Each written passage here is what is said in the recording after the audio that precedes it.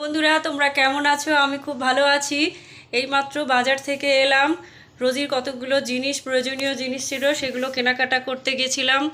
এইগুলো হচ্ছে এই যে সব চেয়ারের মধ্যে সব জিনিসপত্র। আর এই যে ওখানে গিয়ে ফ্ল্যাটে থাকবে সল্টলেকে, তো তার জন্য ওই যে বাসনপত্র কিছু ওকে সব রান্নাবাড়ি করতে হবে, তো এই সব জিনিসপত্র নিয়ে আসা হলো। আর সাথে নিয়ে এসেছি কাঁকড়া। আমার মা কাঁকড়া খাবে বলেছে, মা এখন আসবে দুপুরে, তো কাঁকড়ার রান্না খেতে চেয়েছে, তো অনেকটা কাঁকড়া পেয়ে গেছিলাম, তো সেটা নিয়ে এসেছি। এই হচ্ছে কাঁকড়া। এই যে এখানে কাঁকড়াটাকে ভেজে রাখা হয়েছে, গরম জলে ফুটিয়ে ভেজে রাখা হয়েছে। আমি ধুয়ে দিচ্ছি, দাঁড়া।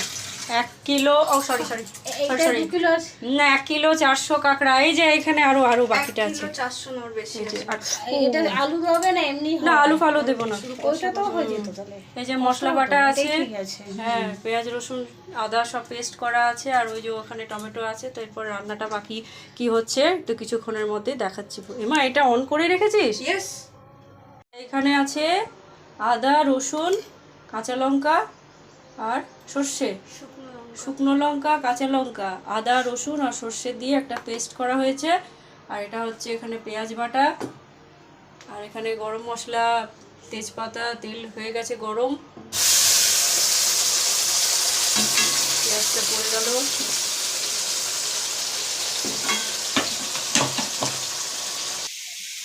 এখানে এখন পেঁয়াজ রসুন আদা সর্ষের পেস্ট, এটা পেস্ট হচ্ছে, এটা কষানো হচ্ছে মশলাটা। এখানে টমেটো বাটা আছে, সব দিতে হবে।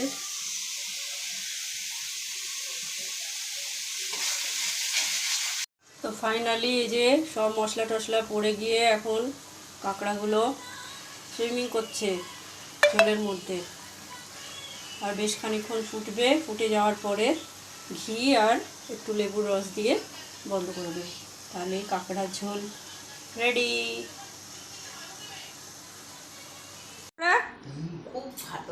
খুব ভালো টেস্টি। হ্যাঁ, খুব টেস্টি। তুই কেন?